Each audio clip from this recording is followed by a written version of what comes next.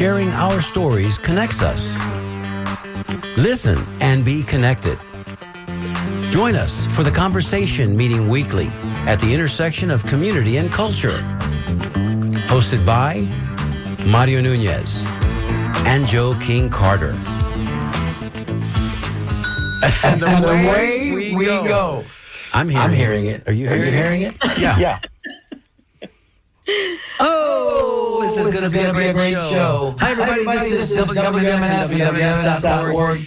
The Echo is outstanding. We're doing a Zoom meeting today with our guests, and we're having technical difficulties right out of the box. But we are professionals. We will continue to work through the problem. What? Where's the... Joey, turn down your volume. Shows the that. Hi, everybody. My name is Mario Nunez. Turn off my headset because I can't do this with my headset on. Kill your volume, Joey. It is killed. Okay. We got a microphone somewhere. On the screen. Hey. So today joining us in studio live all the way from her domicile in Raleigh, Durham, North Carolina, is Miss April Page. April, bear with us a minute while we work through some of these technical difficulties. We're going to start the show in earnest. But I'm going to go without my headset because I can't concentrate. And I'll try to listen to you when you respond. It's a mess. Joey, can you hear me? Yes. How was your week? Pretty difficult, right? Pretty difficult to do, right? You can't even answer me. Look, man, just take off your headset. Just take off your headset. Take off your headset. When April speaks, we'll just put the headset on so we can hear it because that's the only way this is going to work. And I hope the people out there radio land right now aren't listening to the feedback because it's going to be disconcerting for them as well. But so answer me. Maybe we could ask one of our technical advisors, family here, like Sean somebody else. No, this is Joey. So let me just ask you this: How was your week? My week was good. Excellent. I mean, really was it? Yeah. Jimmy Kimmel was pulled off the air yesterday. I'm not paying attention to that. Come on. No. How come? I've decided my sanity is too. I can't pay attention to that. I can't even spell sanity anymore. I think probably the First Amendment is in jeopardy. Yeah, certainly. And I think that I hope that protestation and pushback and people with cooler heads prevail and figure out how to make our Constitution work. Okay. I'll take the other side of that argument. My week was horrible. Yeah. It's just things are spinning a little bit wonky and out of control. We talk about it each week, Joey. Yes. It's not just simply the 24-hour news cycle in which we participate. Yes. It's the news that they're deciding to put in front of us, and this goes with the networks as well. Because if you watch ABC, right? Yes. Peter Muir. Yes. Peter Muir. We're getting a phone call already letting us know that we've got the feedback. I'm sure. Peter Muir. It's like they do 29 and a half minutes worth of disaster porn. Just horrible news. And then the last news of the day is a wonderful, heartwarming story where a father took his 4-year-old child to the golf course for the first time and he shot 108 yards away from the cup and he put it in the hole and it was heartwarming. And then they come on, they go, hi David Muir, and it's like, really? Yeah. You worked me up for 29 and a half minutes. Right. For 29 and a half minutes. And then all of a sudden, so we're going to go ahead and go to some music now? Is that what I'm understanding? April, stand by. We're going to come to you in just a couple of minutes. Okay. We're going to go to some music, I believe. Or maybe not.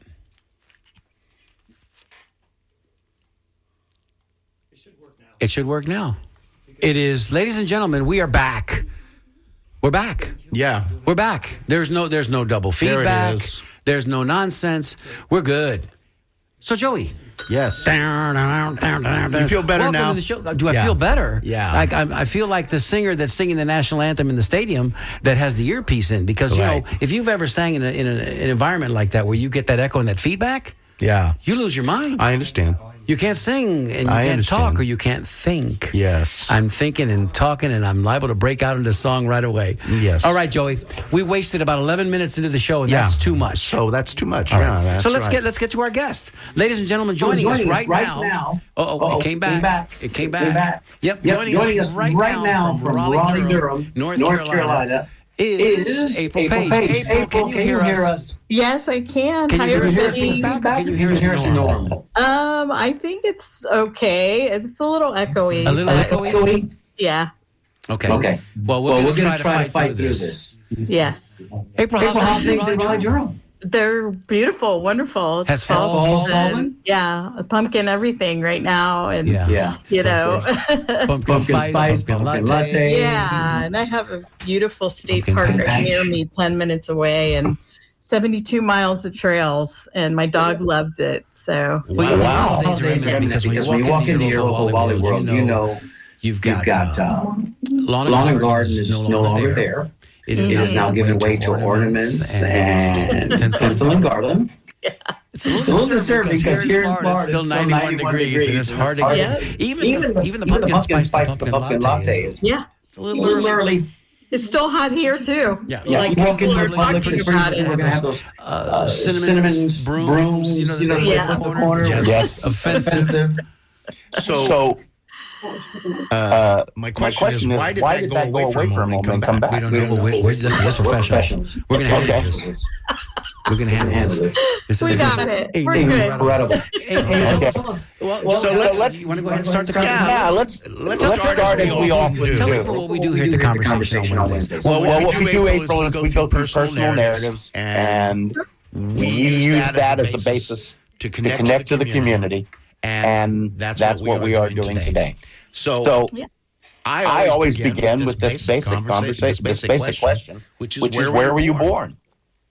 I was born in Sarasota, Florida, to a Cuban Hispanic family, I see. of which Mario is a part of. Yes. Full disclosure, you gave it away too early. I think you Sorry. It's okay. Yeah. Yes.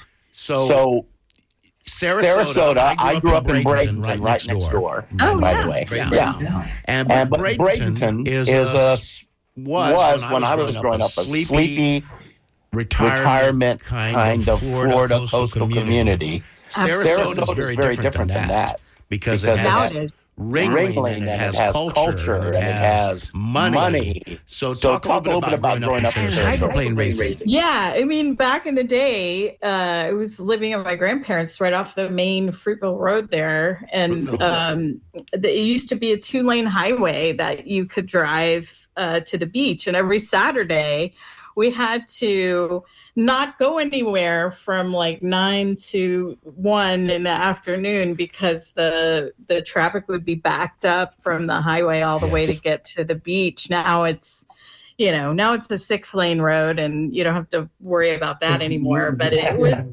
idyllic. I mean, we used to jump in our convertibles after school and drive to the beach and play volleyball until the sun went down. And this is before cell phones, and I would get in trouble for coming home late. Wow, yes. So were you a sailor? Did you go to Sarasota High? I went to Sarasota High. They're turning the old building into a museum now. And it was a beautiful way to grow up, and just having the beach and the water and the family culture and just all the things. And you're right, there are a lot of wealthy people that live there, but there were moderate families that went to that public school as well, and I was a part of that. But I have some of my best friends I still have from then. That's the beauty of a small town. Even Tampa, as big as it's become, still has its origins and its bones, that small town feeling. Sure. And you have those friends that you've had for your entire life, and they're still here. They're still your friends, and those friendships run very deep. So people can make the connection how we're related. I just thought about it. I wanted to share it with you. So your great grandmother and my grandmother were sisters. That's right. Yeah, you're the generation after. Yes. Yes. That makes sense. So her great grandmother, my grandmother was sisters. I see. And so, do you have siblings? I have one. His name is Ross. He was born when I was 18. We call him a midlife crisis. Uh-oh. Uh-oh. He's doing well. He's had some health issues, but he's doing better than ever. Well, we hope the best for him. So I can't hear you. You can't hear Can't me? hear you, Joe. Uh-oh. Joey, speak into your microphone. Uh-oh. I am. Can't hear either one of you. Oh, no, that's not good. Yes, a message just came up that we have been muted. I do see that. There we go. Yeah. I got you Now we're back. Okay. So you go to high school and you're what kind of kid were you growing up? In I was Sarasota? very, believe it or not, very shy and introverted when I was young. Really? I blossomed when I got older. I can see that. I hear that. Yeah. It's ironic because I used to be so quiet and to myself that I didn't talk to anyone outside of my family until I was like 8 or 9 years old.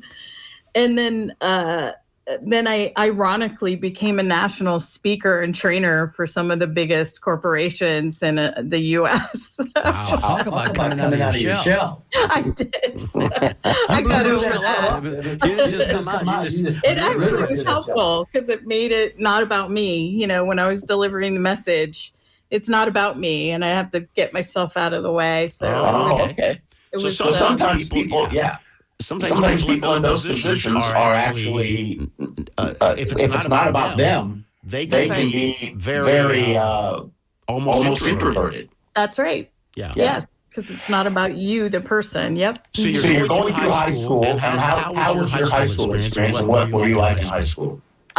It was okay. I was kind of a nerd, to be honest. I was part of the newspaper staff and photographer. Hey, I was on the newspaper staff too. I was in band. I wasn't, but I regret that I wasn't. I played in band, but I also was very into art. I did a lot of art competitions, and they had one where they took our sculptures around to all the banks and stuff like that. Joey, I'm going to be sexist and misogynist just a bit. Did you play the classic girl instruments? I did. Well, I don't know if it was classic, but clarinet. Clarinet. It was clarinet. Ding, ding, ding. That's what I was thinking. And what is the boy's instrument? A tuba? Well, of course, but beyond that, probably the quads. I've seen We're gonna either call now. My daughter plays the quads, and she plays the quads. She's pretty good. No, but you know, saxophone is usually the boy, and trumpet is hard to play. Yeah. Flute and clarinet, piccolo, the girl. You know what I mean? That's all changed. That's all changed. Please don't write us or send us emails. Marching competitions too, which was fun. That was fun. Right. So we get out of high school, and what happens next? I went to school. I went to Manatee Community College and got my associate. No. Did you go there too, Joey? We are alumni. How cool is that? Yeah. And then I took a dip and went to California, Gainesville, Florida, for hanging out at UF for a year and a half or so. And then decided if I didn't leave there, I wasn't going to live. So it can happen. I came back full disclosure, it can happen. home, and my parents were like, "What are you doing?" And I was like, "Yeah, I need to get serious about school." So I went to USF and got my degree in marketing at USF. And had I not done that, had my teacher not taken me under her wing and helped me to work on projects outside of the school, where it was like 30 people classes instead of 300. It was quite the experience. And I think, they really kind of cultivated the students where I wouldn't have had that in a larger school. Can you still hear me? We can hear you, and you can hear us? I don't see anyone. Can you hear us? Well, it looks like the... No, wait. Can you hear us? I'm not sure. Can you April, can you still hear us? Oh, no.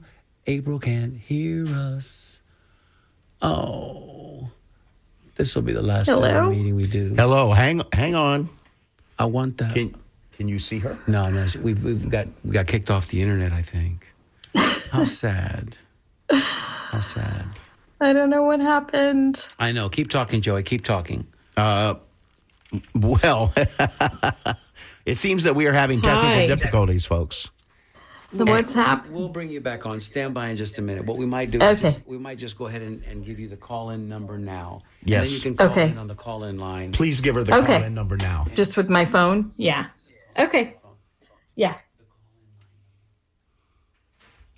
And we're having technical difficulties, so please hang on, folks. We're trying to get through this interview. Sean, the call-in line number. 813. 239-9663. We can hear her just fine. She can't hear us, Bob. But she can't hear Yeah, us. I can't see or hear you. Yeah. Yeah. Yeah. So let's... 813-229-9663. I got it. That's not it. That's not it. Okay. Okay. Talking to the microphone. Can you hear us now? Can you hear me I now? can hear you now. Oh, good. Yep. All right, Yep. we're back together. Okay. All right, so... We got the band back together. Sorry, That's beautiful. folks. Yeah, we're going we to got do the this. band back We're together. going to do this without the video component. That's right. As if she was calling in on the phone. We're going on tour soon. So, so you're out of high school, that a and what lot. happens next? I'm going to use that line. I'm out of high school, and I ended up working for several different types of companies. I started in a pharmaceutical marketing research company, and then I went to cell towers, and then I got into the financial world. So I was hired as a product manager for JP Morgan Chase, and then I was a senior field marketing manager for New York Life. And then I was moved here in Raleigh by MetLife to become their senior digital marketing manager. Wow. And then I went to work for a data company for a short time that I was the actual client for. I was using their data to fill my customer data holes. And they ended up hiring me after a layoff from MetLife after moving here. And so they hired me, and I worked for them for 3 years. And now I'm living my dream. I've had this side hustle as an artist for a long time. And Yes, you have. and now I'm putting all my eggs in one basket and really doubling down on myself. And it's, really just all Early returns good? Early returns good? Well, we Mixed? haven't launched yet. Okay. So I'm about to. I was hoping to be launched by the time we had this conversation. And to but- be launched means? Maybe the conversation can help you launch, as it were. Yeah, no, for sure. It's going to be a new website that's launching called aprilpagefineart.com. It's down right now under construction, but it's going to be up in the next week or two. April and the letter P, correct? April and the letter P? Yes. Okay. April Page, PAIGE or April Page Fine Art at .com. Sorry, I got confused there for a second. I've just decided to use my marketing knowledge on myself. I've decided to just take this on as a real business, because in the past I've just had it as a side hustle, and it's been fine as a side hustle. I was working with interior designers in Tampa and going to all the art shows and a part of the art groups. And I had it going pretty well before I moved. But then when I moved here, I needed to focus on my new position, and I didn't really have a chance to get things going here. But now I am. And I've just decided if I don't do it now, it's never going to happen. So it's one of those life things that I've always wanted to do. And it's not just my fine art and prints that are going to be on this site. It's I've also added something I've always wanted to do along with this is a one-of-a-kind, unique, curated interior design store online. So there'll be items in there that you won't be able to find at like a Home Goods or a TJ Maxx, et cetera. So it's just, something I've always wanted to do, get involved with creating some really interesting things using even musical equipment to make things and items for your home. It's pretty cool.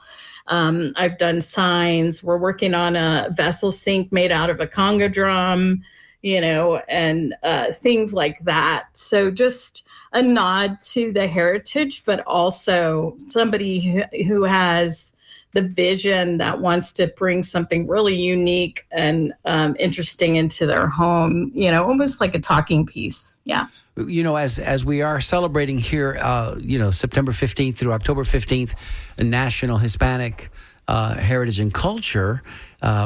Tell me, how you think that your Cuban American roots kind of led you through your Renaissance, not your Renaissance, but your development in your art. Let's say, how did it influence you? Oh gosh, how has it not influenced me? There you go. There's so many things tied to that for me, not just living the day-to-day culture in the household with, Cubans, but the rich artists and musicians that were around me in our family. I mean, there are so many, from beauty queens to somebody in the Philharmonic to Que Pasa USA, to the pop culture, old rock bands. yeah, the Classic Four, the drummer in the Classic Four. We have so many creative people in our family. It was just very rich for me to hear the music, experience, It gave you the confidence, did it not, April? To express yourself in that way? It does. It does. I mean, it's funny you're bringing this up because because I don't speak fluent Spanish, I've been having a little identity crisis with this about, whether I claim to be a Cuban American artist, but I am Cuban in my heart, and I am Latin in my heart through my family. And it is a part of me. So, I don't have to be ashamed of not knowing the language. I know I've looked up, there's a lot of Latins in the U.S. that don't speak Spanish. So, and I can always learn. But just remember, April, that you can be a visual artist and be mute. You could be someone who can't even speak and be a visual artist. So that's right. I think what I'm hearing you say is it's sort of pinging on a number of things for me as an artist. I'm an artist, and also like you, it started early in my life. My feelings and thoughts about Cuban art and Cuban culture, because I'm also a historian and I've studied a lot about the history of Ybor City and Cuba and you live Spain. in Ybor City for crying out loud. I live in Ybor City. But my point is that, and to no bias against any other culture in the Caribbean, but Cuban music and Cuban art is significantly different than all the other islands and all of the South American countries, and it is incredibly rich. It comes from a culture that was a very high culture that went into decadence and decay over time during the Spanish Empire. But if you now go, just anyone who's listening to our show, if you just go out there and casually go to Google and start Googling Cuban art, it will blow your mind because the creativity is high. Now, here's my point. What part of that meme is a genetic meme and what part of that is a cultural meme? Whatever it is, it's come through to you in your life. And I will also tell you that here in Tampa, I've noticed, again, trying not to be prejudicial, that a lot of my Cuban friends they're just sort of creative people, even when they don't know they're creative people. Yeah, whether that's funny people. Or they dance. Yeah, there's or they something. Sing. So I can understand how you would feel that your Cubanness comes through you, regardless of what language you speak. Yeah, it is true. And I'm planning on doing a series of more Latin-focused images, like the cigar rollers from Ybor City, which is a part of our heritage, my heritage, and things of that nature that I've actually seen, in my life. Right. So it's those things that I want to capture and make sure that, we don't forget them because they're going by the wayside. Yes, absolutely. And the other thing, though, I'd like to do is kind of going backwards a little bit, and then we'll come back to this. We'll open up this window and put it up on the screen. Is what started you down this path? I know as a child what caused me to become an artist. By the time I was a child, literally a young child. When did all this start happening for you in your childhood? Oh my gosh! As soon as I could hold a crayon. Yeah. I and my family can tell you, they were actually worried about me because I would You sit in never my let that room crayon and go. just color and draw, and they're like, "Go outside, play with other kids," and I'm like, "No, Right. I don't want to." Right. Yeah. I so get They're that. mean, and I don't like them, and Yeah. Yeah. stay here. And in the I world. find that all fascinating why some people come almost out of the womb as image makers. Don't Oh. you? Isn't that interesting to you? It is. It to me. is. Yeah. Why is it? I was drawn to it immediately, Yeah. and it was like a language for me, really. There you go. And it's where, because I wanted to be by myself and soak into my own, creative thoughts, so to speak. I loved living there. I still do. Like when I get lost in painting, that's what I call it. You're in the zone, and you are in the zone, and you are. By the way, science tells us that when they do these little hookups on neurological brain patterns, they find out that they're exactly the same kind of brain pattern that we have when we play. When we play. Whatever playing is in your world, and it could be adult playing, it could be sports playing, it could be anything. But when you are playing, that's when this brain gets charged in a certain way. And when I look at my creative process, it's all about play. Yeah. Yeah, that's what sparks creativity. Absolutely. You have to not be so precious with everything in order to play, to make those mistakes, and also to let the magic happen. It's a fine line between, we talk about this on my show. I have a show on YouTube called Artist Antics with April, where I talk to creatives about creativity, exactly what we're talking about. I will be there this afternoon. And I've been doing it for about a year now, and the conversations are amazing because everybody does it different. Everybody's process is different. Everybody's inspiration is different. Some people get things through dreams. Some people get things by, doing the hard work of doing it every day and showing up. Sure. Some people have it just come to them, and they, put their antenna up in the air and they pull it down from the universe, and they admittedly say, I don't know where that came from.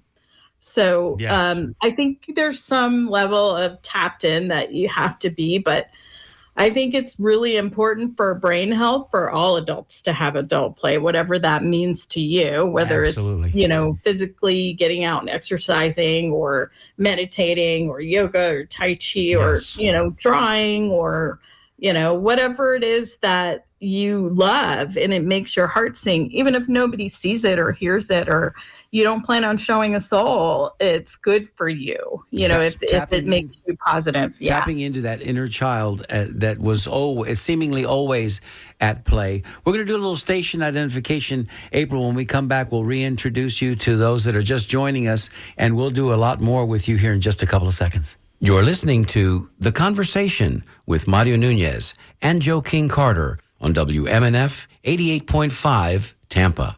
Well, that caught me off guard. I wasn't ready for my own voice coming back at me like that. That was kind of weird. Yeah. Because usually we have, I was last week's guest. That's correct. Thank you for reminding me, Jessica. So what we do is we have our guests each week do a little station ID for us.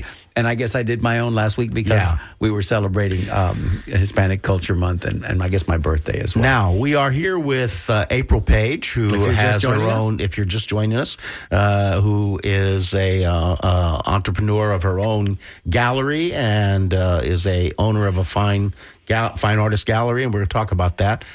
April, the other thing I wanted to touch on is that you said that you went from corporate to where you are now, and that's interesting to me. And I'll tell you why.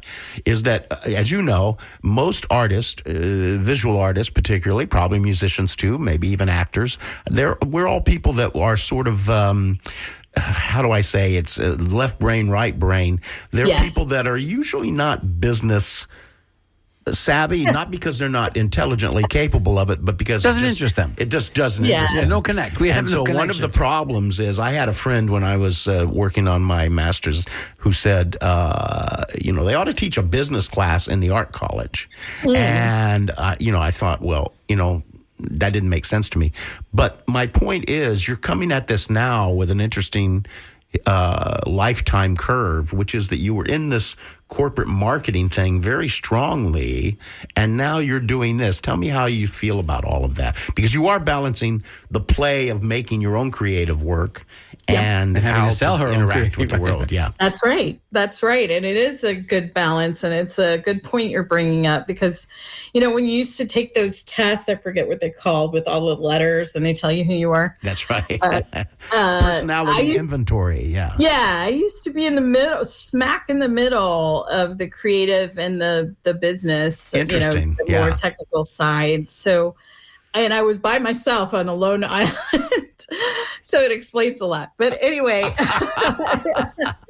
I uniquely have that where I worked for a woman who had a doctorate in statistics, and that's where I started my career.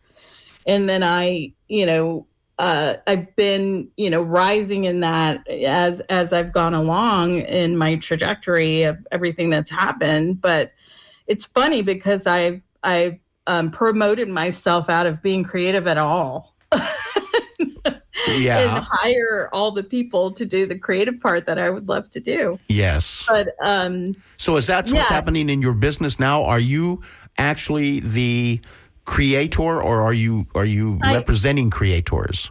I am the creator of the art. I am representing myself as original art and prints, and then the interior design store, which is items that people decorating their homes or interior designers can purchase. But I'm doing majority of the work. I have a Shopify team that is helping me move my site from Wix to Shopify. Mm-hmm. And then also I just hired this week, which I'm ecstatic about, a new social media person just to handle all my social accounts because they're vast and I can't keep up with it all because I need to be creating the video in order for them to put it up on these social sites. There you go. There you go. And there's only 24 hours in a day the last time we checked. Yeah. Yeah. So, it's tough. I feel bad for the artists out there that are really good, that don't have a business mind, that don't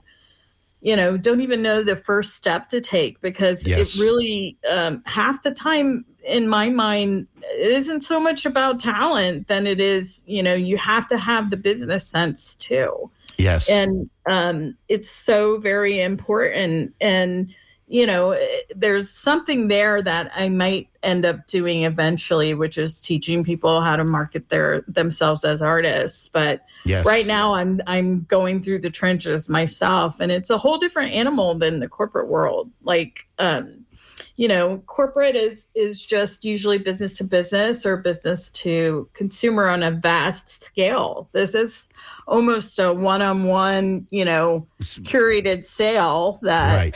Boutique. It's boutique in many ways. It's boutique, yes, and it's takes time to build the knowledge, the exposure, so people know that you're there. Even the local interior designers don't even know I'm here yet, and I'm waiting. They might after this show. I don't know. We may have to give you the conversation bump. It happens. Yeah. It happens. Yeah. Go ahead. No. Well, I was just going to say that, I remember I had a professor who used to say, here's what all artists want. They want to have a big studio somewhere, and they have the magic doorway, and they make their art, and they push it out. They open up the magic doorway and push the art out. And then a week later, they open up the magic door and a check comes in. Yeah. But most artists do not want to deal with the day-to-day grind. And in a way, almost, I don't want to make it sound like it's offensive, but or vulgar, but it's kind of like, oh, I have to go promote myself, and I have to go sell myself. And Right. that should be a fair and legitimate and respectable thing to do. But if you want to just create all the time, it's hard to get there. So what you're representing, I find always interesting. Unique, right? People who all galleries deal with this, finding patrons, finding buyers for the work. I mean, this is why most artists off the street, you're giving 50% of your money or more to the gallery because they're doing work for you, right? That's right. That's right. Yeah. So now you're doing that, and that's interesting that you are trying to still get into the studio and create and do market. this other thing. Yeah. Yeah, it's hard to balance because, you're running a life, your own personal life in a household, and you're trying to get all the admin things done in a day that need to get done, that need your attention, and then try to create in that, or give you time to create. Is there a schedule in that? Is there a schedule for you? There is. It's very loose because when it hits me, I've got to do it. Right, so right. it's sometimes not a good time. Hence the reason that artists don't really excel in the rigidity of the corporate structure. Yes, right? that's right. But it doesn't mean there isn't structure. If you're listening to yourself, and for me, I have to be in a good mood. Like, I can't be somber or sad or upset about something and come and start painting, hummingbirds. It just people doesn't who work are sad that don't way. usually sing. You usually, if you catch yourself singing in the shower, you're usually having a pretty good day. If you're sad or you're melancholy or something happened that's led you to a sorrowful place, you're not going to be singing. You don't just feel describe like my joy of country western music. That's it. you don't feel like singing. It's about sorrow, and when it's good. If you're just joining us again, we're talking to April Page. She's the owner and fine artist and philanthropist of April Page Fine Art. April, as we're talking to you and learning so much more about you, tell us, what do you foresee around the next corner for you? We know where you're at and what you're about to do. What would you like to see in about 5, maybe even 10 years? Oh boy. Well, what I would like to have, if we're making all the wishes in the world. Yes, of course. I would like to, continue speaking. I'm getting on some other podcasts and, getting the good word out there, and, even on my own show about expanding that into thinking, it's not so hard to be creative. The leap is not that great if you take, really thoughtful steps to transitioning. You could go, do it on the side in the beginning, go part-time, then do what I'm doing now and going full bore. But you have to have a plan. And, a lot of artists don't like to have that plan. So that damn bohemian lifestyle, it's just too much. Yes. Yeah. But there is, there is a way. And that's basically what I'm trying to show on my show, is that there is a way. And I'd love to get that message out there. And my intent, to answer your question, is eventually I'll have a book to write about, all the creative tips that I'm learning from all of these wonderful people. And I'm building the community that I couldn't find here. Yes. So I wanted all types of artists to have a place to go to talk to each other and get help. So if somebody says, what's the best, software to use to take pictures of my art, they can go there and people will have opinions and tell you what's going on for real. What I love about what you're doing is that community the word of the 21st century. I think that it has to be. I kind of feel it's like the word for right now. I kind of feel like our society is moving toward this kind of feeling about the impersonalization of the internet and disconnection and technology. And That's I think right. more and more we are a community radio station, and I realize almost daily what my community means to me and what other communities mean to people. And I see that now. And it's growing. It seems to me to be a growing movement in our country. And I love that idea. In your world, I wanted to ask you, are you going to be, in a traditional gallery sense, representing other artists?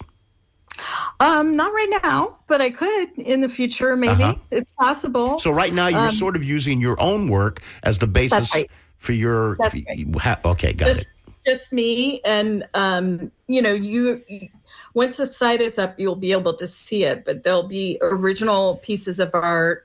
And then stuff that I've done in the past, I'm doing a little something different where you can select to purchase something similar to something I've done in the past. So if you've liked this piece that I did, 5 years ago, and Right. it's already sold, and you Right. don't necessarily want a print, you want an original, you can go in and say, I want something similar to this and purchase that, and I'll recreate it. It's not going to be exactly the same, but it'll be close. But yeah. Would you say your style, April, is eclectic and wide ranging, or would you say that you have a definitive type of style? Like, when you see an April Page, that's April Page's work, or are you just in the moment creating that special image that then becomes special because that's what you were feeling at the moment? Does that make sense? And I'm not an artist, although I consider myself. It's a great question. And it's something I talk to my mentor about all the time. And he gives me a hard time about it. That's why I'm laughing. But what does your mentor say about that? He says, this is what he says, and I don't necessarily agree with him. Okay, I'm going to respectfully disagree. But he says that I need to get known for, a style, like what Mario's talking about. Uh-huh. So, and I've been starting to be noticed for a certain series that I've been doing about blues musicians. So I paint these blues musicians in like a smoky room or playing on a, front porch in a rocking chair. And I use only blue and white monochromatic colors. So there is no other color except blue, white, and a little bit of black. Uh-huh. And it's something that as soon as I paint them, they sell in that style, right? Mm-hmm. So I'm getting kind of known for that. But, I'm putting everything in series. So right now I have an Asian series, an abstract series, a musician series, realism. I forget what else. Angels. I've done a whole series on I angels. want to say, oh, April. This connects to another word that some people can find offensive but is the word branding. Mm-hmm. Branding. And then you start to talk about the fact, well, is my work just a product? And am I just part of this big old capitalist machine? But the problem is, your mentor does make an interesting point, which is that we tend to think of artists, musicians. Yeah. We tend to think of a sound or a genre. That's right. And it's kind of weird because you don't consciously working toward a branded image is maybe not what you want to do. Yeah. And here's my challenge with that. So exactly to that point. You have musicians. Let's take Chris Stapleton, for example. We all know and love him. He's duetting with every kind of genre there is. Yes. And it doesn't take away from him and what he's doing. But he's creating his brand around the fact that he kind of doesn't have a brand. And this That's just right. and right, this and you know who else did that to a great degree? Think about it. Was Johnny Cash? We think of Johnny Cash as a performer. We don't think of him. He's a country western star, but he was a rockabilly star. But he was a gospel star. But he was a folk star. And when you go down the list of who he was, he's now at the top of this genre they call Americana. But the real truth is he was always bursting the lines of definition and breaking into the next. Yeah, there we go. And I don't think it's like that anymore, to be honest, because of how everything is interconnected now. I really don't. And I think you're right. It all comes from me, like a beach scene from the beach that I grew up on, or a musician that I've seen play in front of me, or, a Latin cigar roller. These are all part of me. So that's why I argue with him and I say, this is all me. And I'm doing it in series, and that's how I'm doing it, because these are all a part of me, all these things. And I don't just want to have vanilla ice cream for the rest of my life. Oh, please. Oh, please. Oh, please. Don't want There's vanilla. just way too much out there to just limit yourself. You mentioned Chris Stapleton just a minute ago. And, one of my favorite YouTube clips to watch is him singing with Justin Timberlake at, I think, the Grammys a few years ago. It was unbelievable. That was kind of like my first foray into Chris Stapleton's music and his style, which I'm enamored with. But if you haven't noticed, he's replaced Bo Cephas, Hank Williams Jr. now on Monday Night Football. Are you ready for some football? That's now Chris Stapleton's gig. So Hank Williams, move on down the couch, brother. There's a new voice involved. Right. There you go. And so even the NFL knows a hot voice and a hot number and a hot ticket when they see it. And that's where Chris Stapleton, just showing you his range. So go ahead. Interesting enough, he did the if you haven't heard it, the anthem at one of the football games. I think it was the Super Bowl or something. So that's probably how he got that gig. Because there's no one that can top that besides Whitney Houston, maybe. I think that's the all-time great rendition. Yeah, and that was right here in Tampa, by the way. That was right here in Tampa. People watch that video now and cry. So it's so let me ask you, April. So you're you're not going to be doing typically representing a stable of artists in your gallery, but you are doing all this community outreach to educate people. I find that interesting. It's like you want to help other artists make their way. Yeah, I've even done some teaching at Montessori schools, volunteering to teach some of the kids, some basic art. Mm-hmm. I did that in Tampa, and I've done one here in Raleigh. And, I love to give back. So I'm trying to, I recently was a volunteer for the AMA, which is the Marketing Association, but I'm now, once I get the site launched, going to volunteer with a lot of the art groups and the museums around here. How's the art scene in Raleigh? How is the art scene in Raleigh? Awesome. It's amazing. Youthful, lending itself to youth and feeling kind of funky, fresh, and on the move. Yeah, I've talked to so many people from independent filmmaker, which that story is amazing in and of itself, to comedians. Hey, North Carolina's changing. North Carolina's changing. I'm and there's a tight knit group of comedians here. The musicians have been really generous, and I've been doing some backup singing with some of them. Wait a minute. Go on now. Wait, you're breaking news. You're breaking news.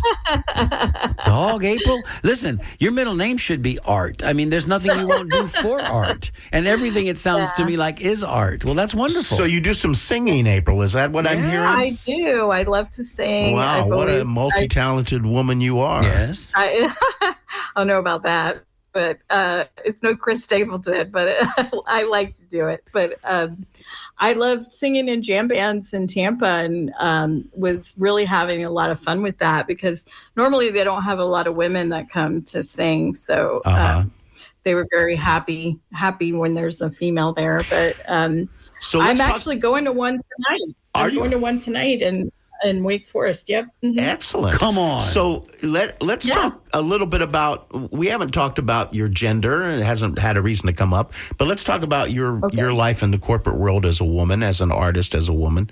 Sure. Are there any things about that you would like to share that you think are important? Oh, boy. How much time do we have? Wait. About 7 minutes. Yeah, about Joe, there's a little bit there. Yeah. Oh, gosh. What I wish I knew then that I know now. Yeah. But, and I think it's different for women coming up now. Life is different. Working is different. Working from home is, a big thing now. And it's different than it used to be. There's a lot more parameters on things and people being mindful of certain things. So having said that, I've had some horrible experiences, basically, just not taken seriously because I'm a female in a, man's financial world, especially. Mm-hmm. So I had to do, 1.5 or 2 times better than any guy. Right. In order to get the proper prep that I deserved, Mm-hmm. So that was, disheartening, but it only, I'm the kind of person that if you give me a challenge, I'm like, oh yeah, you think I can't do that? I'll show you. And Hold my beer. Yes, hold my beer, because I'm about to show you how that's done. So that's awesome. That's the kind of challenging, I've always had that my whole life. And I think it's what drives my ambition, to be honest. But mm-hmm. it's there's been good times and bad.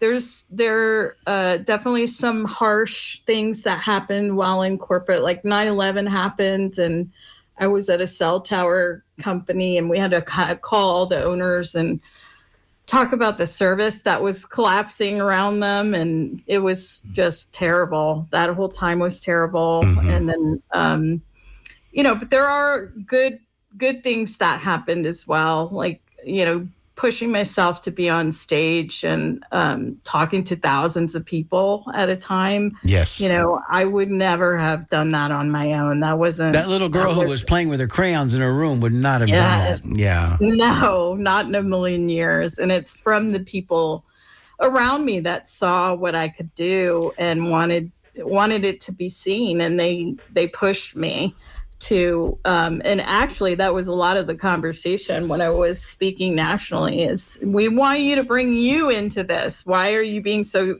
corporate about it? Well, it would have been a shame if you had just stayed in your room the whole time. Up until we lost the Zoom feed. We could see you, and you're pretty easy on the eyes, April. So it's not like it's not like when you jump up on stage, people are going to go, "Oh my God, who is that? That's horrible." They're going to go, "Wow, she's pretty interesting, and that sound is pretty good too." Yeah, no, I was really technical with it though.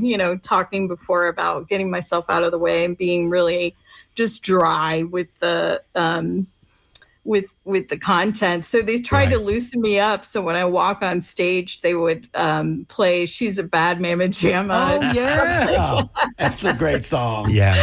Well, it's true. Just as fine as she could be. Right? That's true right. And I would just look at them, and you see them in the back just laughing their asses bopping off. up and down, bopping up and down. Told me they were going to do it, and I just looked at them. I was like, "Oh yeah, I'm going to dance to my mark."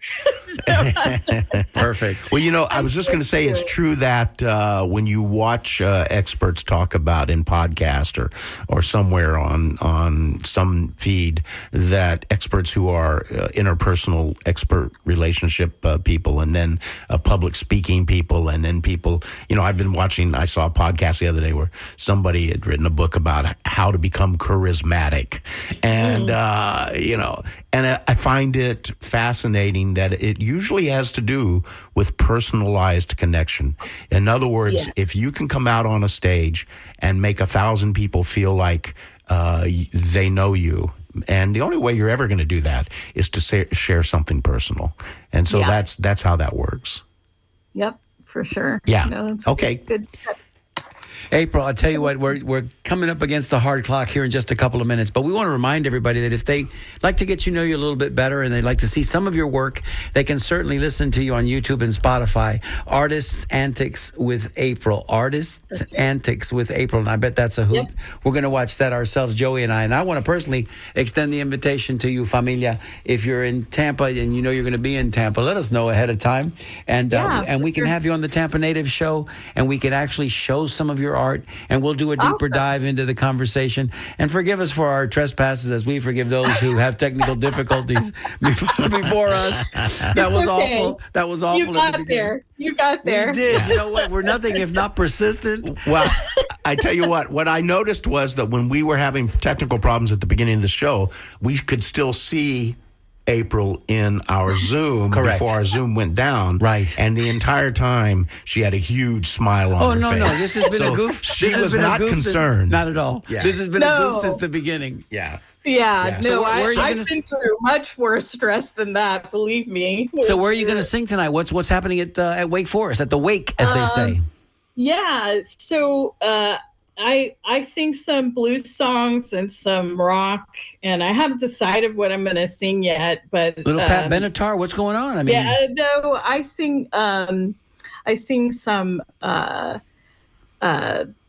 What's her name? Amy Winehouse. Oh, that's great. We love Amy Winehouse. I do stuff like that. I've done some Chaka Khan and Chaka Khan. Chaka Khan. Yeah. Everybody, Chaka Khan. Go on now. But it's an open mic at Smash Masters in Zebulon.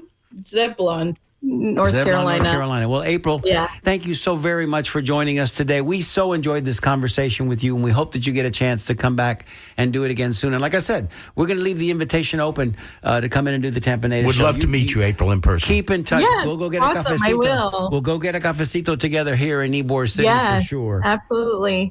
Joey, tell everybody Okay. who's coming on next. Oh, who's coming on next? Huh? Is, What's happening next? First of all, do we have to say thank you to Jessica? I do want to say thank do you to want to say Jessica. thank you to Because Jessica. Jessica earned her money today, did and she today. doesn't even make any money. So how about that? Thank you so much, Jessica, for being there for us in that way. And then coming up next, as always, we have It's the Music Wednesday with Sam, and she's over there already bopping around. So. She's ready to go. Yeah. Thank you, everybody, for listening, sticking it out with us today. And we're going to be back here again next week with another great show. You are listening to The Conversation on WMNF 88.5 Tampa.